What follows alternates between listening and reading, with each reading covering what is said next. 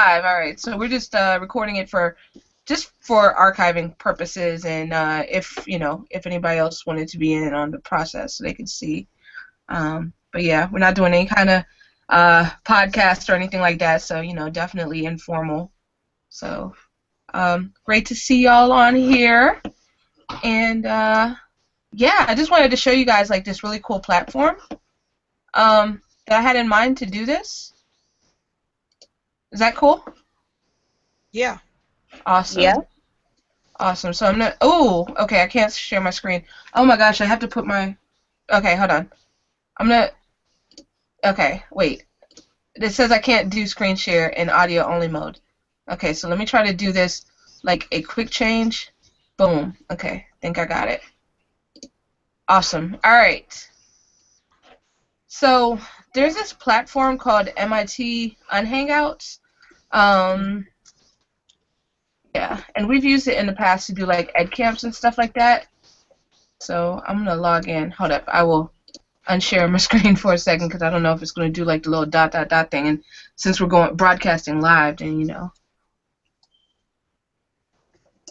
gmail.com. Okay. All right. So I'm going back to share my screen. So I'm in now. So this is what it looks like. Okay, why is it doing that? That's not cool. Let's go to a former event that we had. All right, so this is what the platform looks like, and pretty much you can like start the kickoff with a Hangout on Air, just like how we're doing right now. So we'd be able to like create a Hangout on Air to like launch the event, like maybe say a few opening words or whatever, and then after that, then there's these awesome breakout rooms that they have. Like people will be able to come in through this link right here. Let me see if I can share the link with you guys so that you can see. Okay, they changed the layout a little bit. Okay, event settings, event info. Okay, so y'all see this link right here? Yeah. Okay. Yeah. So if you can like, I'm gonna drop it in chat, and if you wouldn't mind like clicking on it.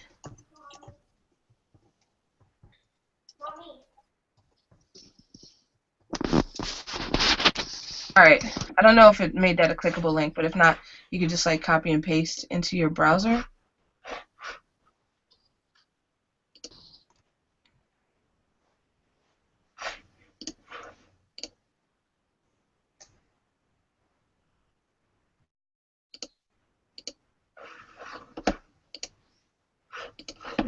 Okay. Are y'all having success kind of accessing that? No. No. No? What's the thing?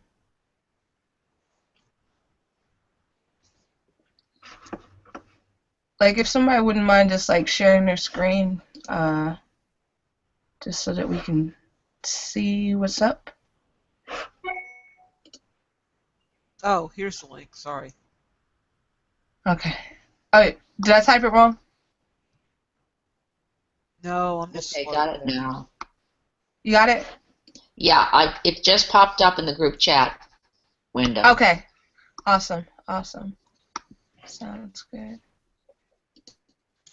Yeah, I got I it guess I'll now. just keep. I'd ask you to log in with like your Google account or whatever.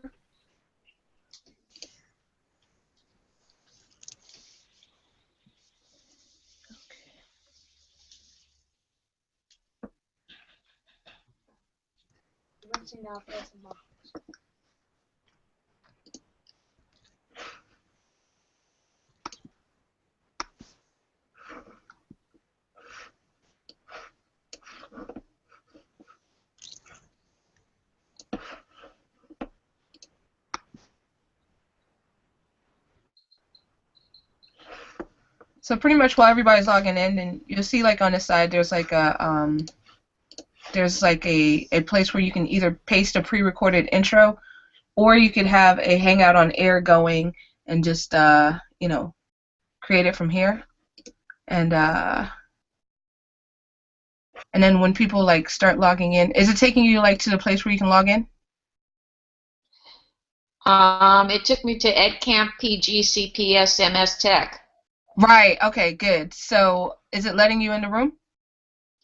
Um, there's a set of steps here. You'll need a Google account, install the Google Hangout plugin, watch the Hangout video.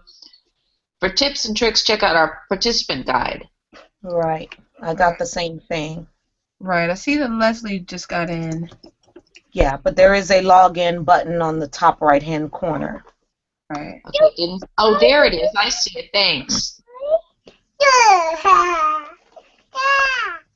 Oh, somebody's baby sounds so cute.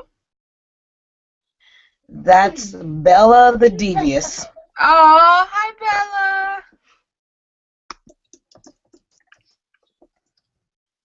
So, all right. So I see that Joanne is in. Oh, I see Bella. Hi Bella. So cute. Hi. Okay. All right. So Leslie's back. Okay. So Valerie, were you able to log in? Yes. It just, I guess it automatically read from my browser and then logged me right on in once I hit the button. Awesome. Awesome. And then there's a page or window that pops up that asks for your contact information. Right. So that's another good thing that you can you could choose to give that if you want to, and that way people can connect with you after the fact. Okay. So it's pretty cool. So here, you should be in a room that looks similar to mine. Are y'all seeing it on your end? With the chat and everything? I see. And at the bottom it says type your message here, and it has breakout rooms are listed on the left. Right, absolutely. So what we can do, what you could do is that there's different breakout rooms. Like for example, let's say that. Let me look at the document. So let's say that one of the kids picks student blogging. So we can make it a maximum of 10 people and create a session. So whatever ideas that they have, and then Erasmus is another one. So we'd be able to create a session on Erasmus. We'd be able to create a session on, whatever the kids wanted to talk about. History, our history, whatever, all the different possibilities that they wanted to talk about, and then they'll be able to pick a room that they want to join. Let me see. Okay, so we can so if you click on a room, if you click on join, it's going to take you to a different hangout. So don't click on that right now. But they would have the option to pick whichever one that they wanted to, and they would just click on join, and it would take them to their room, and then we could launch the sessions all at once. There's another cool thing that you can send a message to sessions. Oh, and you can also have participants enable their own sessions. So go ahead. Somebody try to click on propose a session and just add something. Sarah, my only problem is that I run 6 hours behind you guys. Gotcha. You would have to think of time frame when we would do this, like date and time that would work best for everybody. Yeah, because by the time we start between 8 and 9. That's already 3 o'clock Eastern time. Right, I got you. Would maybe a weekend be good?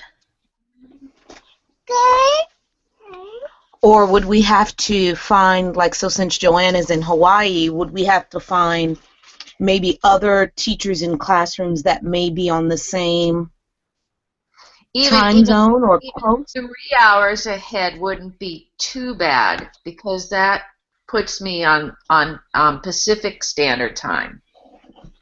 Yeah, I'm Pacific Standard Time. Yeah. Okay. True. Yeah, so we can kind of center it around Pacific time because that splits the difference, and like we say 12 12 noon Pacific time. That would be like 3 Eastern and 9 Hawaii. Mm-hmm. And I don't know where Brazil would fall in that range. I think he said he's 1 hour ahead of us. Yeah. Yeah, so Yeah. that would be like 4 p.m. and that's still doable. So if we maybe do it on like a weekend or something. Yeah, and I think those might be like the logistics that Leslie, was speaking of in the Google Doc.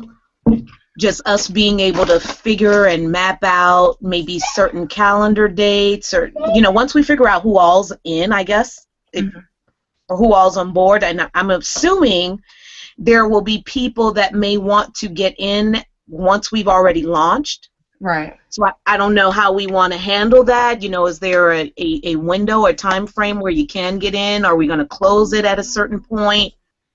Are you saying So- like, oh, I'm sorry, I didn't mean to, go ahead. Right, with all the different teachers or classrooms that may want to get in on this project, are we handling it in such a way where we know starting off the gate we have 20 classrooms that are starting, and will we leave a window of time where maybe 10 more can come on, or can people just join in whenever they want at whatever point? Or how is this going to work?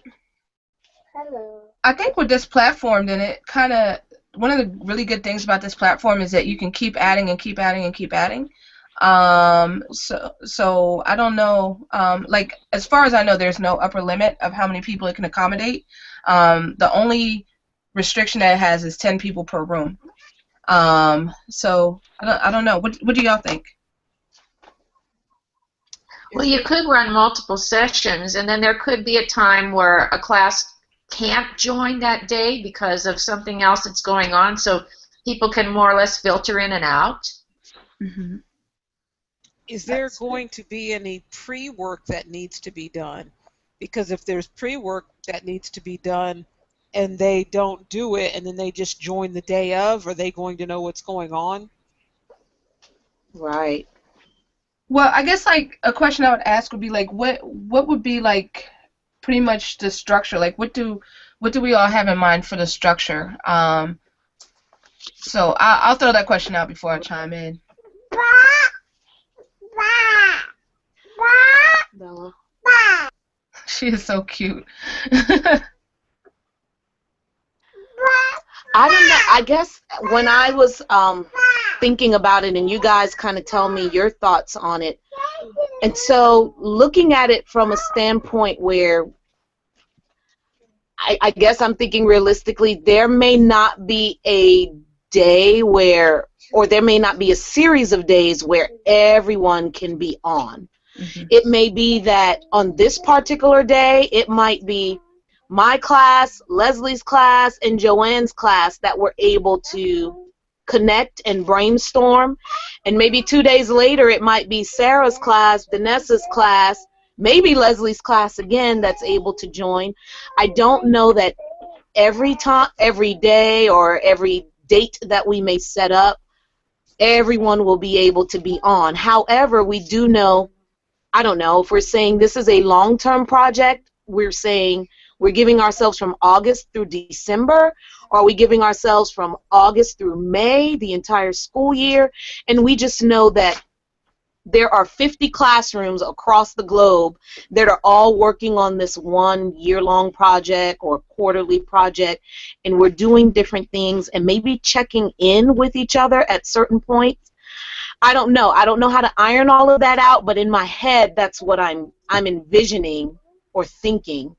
And I don't know if I communicated that where it made sense to you all. Definitely. I get what you're saying, and I think that there could be like potentially multiple dates, and if we do have like a project that several of us are on, then we can like do it throughout those dates. Like that can be a recurring strand, but we can also have it set up so that people can go in like as a one hitter. Like if because we have like lots of different rooms here, so if we look at this as kind of an ed camp, like a multiple day ed camp, then we could have like our own thing. We could have the session on the first day, we could have the session on the next day, whatever. It could be like an ongoing project, but there could also be rooms that could change every time depending on what people have. So I guess like this is like a hackathon. This in my mind could be like a hackathon slash ed camp. Am I making sense? Oddly enough, yes. Okay. Okay. Yeah, absolutely. So yeah, because I think it was Tammy. She was talking about the ed camp that she was doing in Brantford. That there was like one topic that had like two sessions. Like it was put down for session 2 and then it continued into session 3. So like that same concept, like this hackathon can have like, we could talk about it the first day, the second day, whatever, the same thread if we want to. And then at the same time allowing the flexibility for other people to put their ideas. Okay, well, what's our overall timeline? Mm-hmm. What do y'all think?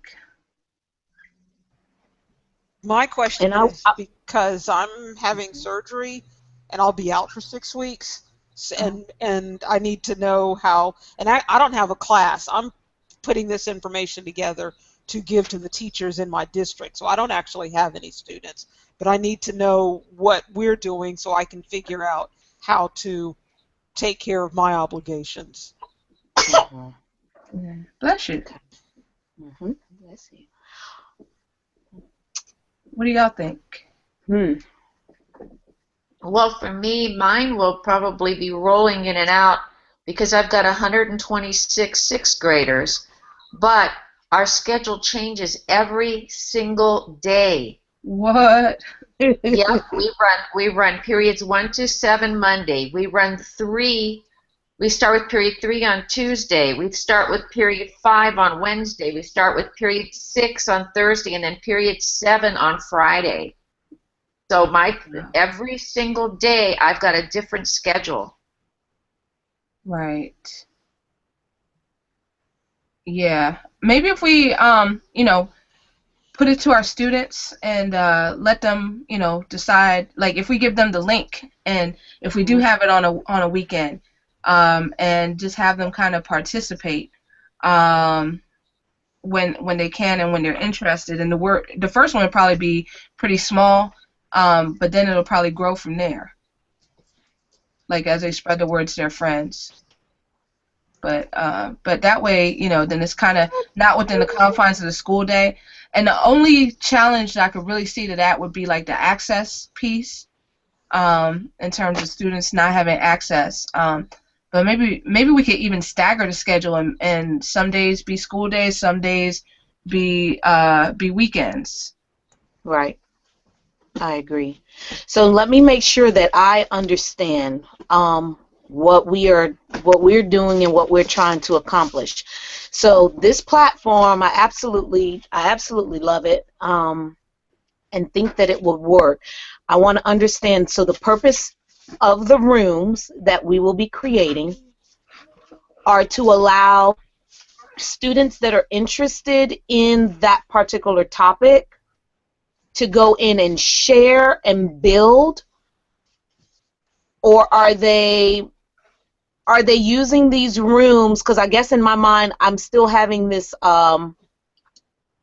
the student voice textbook thing going on, so I want to make sure that I'm not merging two different ideas and I'm in the wrong thought space here. No. I think you're on point. Yeah. Okay, so are we attacking that student voice, oh gosh, what am I trying to say? The student voice, that digital textbook, is that what we are trying to accomplish within this group? Or are we just providing students a space in which they can share their ideas through different classes based on this topic? I think it's both. Like, I think that the student textbook can be like definitely an ongoing component of it. Like that could be one of the strands that just kind of repeats, and there could also be, other questions that students might have, and they could brainstorm collaboratively to find solutions to those, as well. So I think that the student textbook thing it could be like one of the rooms, Like this could be student textbook or whatever. And then if they have other ideas, then they could kind of put them down. So this is kind of like a session board. But I think like the student textbook would definitely be one component of it. Like that could be like a project that all of us who are interested in that could work on together. Am I making sense? Where does the coding and such come in? Because I thought that with a hackathon, they were supposed to get a problem and then they had to use coding or programming or whatever to come up with the solution. I think that's the traditional sense of the word hackathon, but like I think that's definitely one kind of hackathon, and that might have been where it originated. But this would be more so problem solving. I mean, coding can definitely be like one of the threads, you know.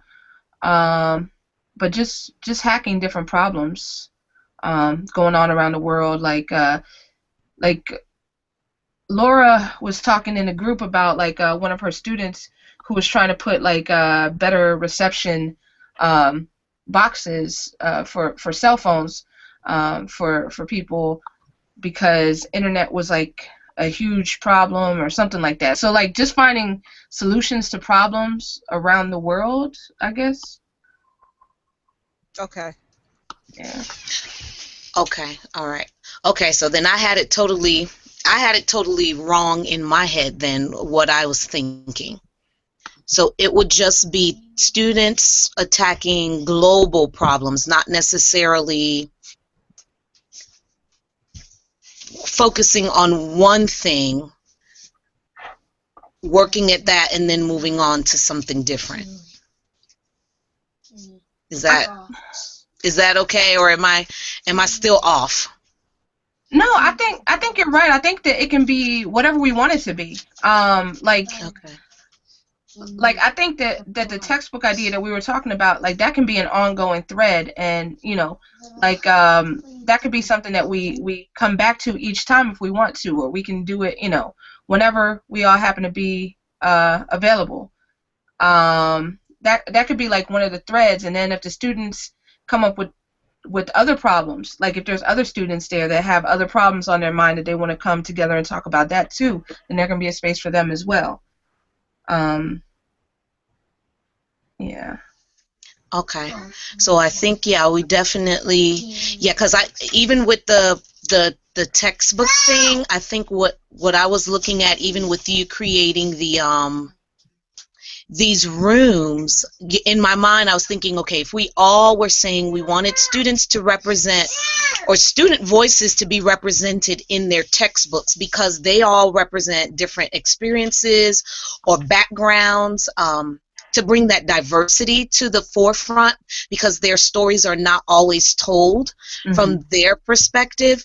So looking at the groups that you created or the rooms that we just put together, thinking about, okay, kids that may want to add a layer of Erasmus to this textbook. Maybe, I don't know, Joanne's in Hawaii. Maybe this, particular groups of students that want to use Erasmus wanted to tell their story from their culture, from their tradition, in this aspect using Erasmus.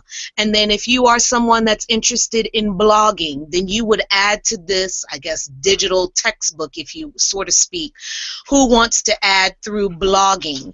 And so they could cover whatever topics they wanted through blogging. So maybe some want to attack the civil rights time period, or maybe some want to tackle, I don't know, the Hiroshima, whatever the case may be. Someone else may say, like the room I created with the music soundtrack, theme music. Maybe they wanted to, if they're into creating music videos or the soundtrack through pictures, then they could create whatever scene they wanted through that. But we all, in the end, would bring all of these pieces together to create this end product. So this digital textbook would have aspects of blogging in there. There would be Erasma. There would be student blogs. There would be student video submissions, because then the kids kind of have that freedom. We've kind of given them that parameter, but then they have the freedom to go and be creative without us telling them exactly what to do, and each teacher can figure out the time frame within their classrooms, what to do, come together. I don't know. I guess that's where my mind went with it. I don't know if anybody else went there as well, or because we all kind of have our own ideas. And then in the end, bringing it together and figuring out how could we now curate all of these different things in one space. And I don't know, maybe pitch it to a publisher, like, hey, here's our student voices, here's how they got creative, here's how they wanted to tell their story, they picked their topic, and then we created it globally. So I don't know, and that's just my spin on the textbook thing, not even all the different aspects of things. And like you said, that could be a long-term ongoing creation thing with the textbook. I don't know, that might take up, the whole school year to create, but then we could attack those different things like you mentioned, Sarah, where this kid is interested in, quality of water in South Africa, and we could attack those mini projects along the way.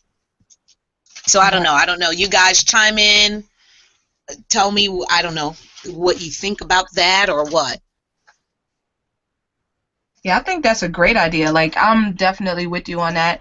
And the way I see it, then we could do that in one or two ways. So we could either do it, as a thread from here. And the beauty is that we have, like, as far as I know, unlimited rooms. So we'd be able to, like, for example, if we start talking about somebody's going to do student textbook, music or something like that, and then and then somebody else might do student textbook blogging. We could do that like that. We can keep adding rooms, and just kind of differentiate it,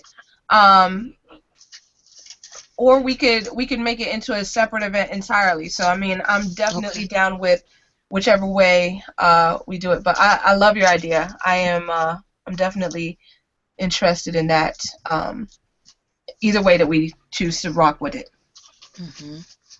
And I agree with your first idea too, Sarah. I think I'm starting to see it where it's the different. If it's the rooms are also the different global hacks that classes can be working on and join in. So I think I'm starting to process what it is that you're saying as well, so that they can be attacking these global issues ongoing and picking the topics that they want or they may share similar interests in, by joining that particular room. Right. And so you have kids all over in different classrooms working on different global hacks, so to speak, simultaneously. Right. Okay, exactly. I get it. Exactly. I get it. Yeah, I think it's a really good idea, and I do nothing but inquiry and project based, so it's all and I'm in an independent school, so I really don't have anything that's set. I just go with what's current or with what if a kid has an interest. Because last year I had a little girl came in and she was really upset because her mom's a nurse and there was a possible case of Ebola. So we did nothing but go to World Health. We learned everything we could about Ebola. We watched films from Africa. They had their questions. We went all the way back to the beginning of where we first found it and how the strands changed over time. So I could focus on just about anything. Yeah. Because I let them run with their own questions. Yeah, absolutely. That is a great idea. Yep. And to these rooms, Sarah, are we, like, say, for instance, as teachers and facilitators, just as Joanne mentioned, is there a way or a section where if we wanted to add a resource to kind of help students out, could we do that, or are we leaving it completely and totally up to them? Like if I found an article on Ebola and just wanted to upload it and kids could access it or use it, is that possible here?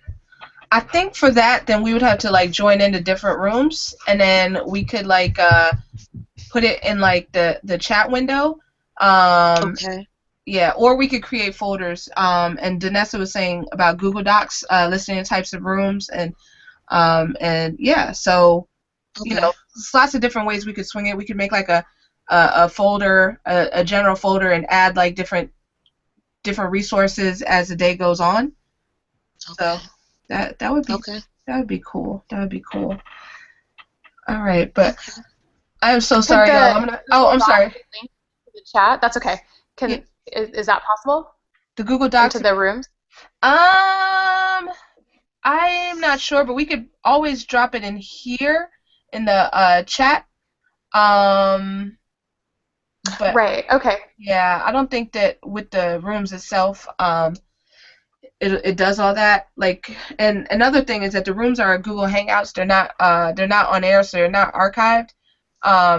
But you know, they there would be good opportunities, good starting points for the kids to kind of get those conversations going. And maybe we can like tell the kids at the beginning that there can be like one note taker from each group that just kind of takes notes in a collaborative doc or something like that and shares it out to the group. Okay. All right. But I am so Love sorry, it. y'all. I'm gonna have to jet because I have a presentation coming up very shortly. So yeah, but I love this conversation, and let's continue on Voxer because this is just you all are amazing. Hmm. So I think too, Sarah, before you go, so what we probably in this group and then others join in, we probably need to start thinking about those logistics, Mm-hmm. what we want it to look like, those roles that teachers could possibly have students think of. The time frame, we definitely want to lock that down because, as Leslie mentioned, her going out on surgery. So we want to kind of come up with those things. So if we can kind of brainstorm that, and when we get back together on Voxer, we could probably add to that Google Doc. All right, that is a good idea. That is a great, Okay. great idea. All right, All right. awesomeness. So thank you all so, so, so much, and I'm excited to proceed. Yes. All right. Thank you, Thank you. Joanne. Did you get Yeah. the Google Doc, Thanks, Joanne? everybody. Thanks. No, I didn't. Okay. Drop your email. Oh.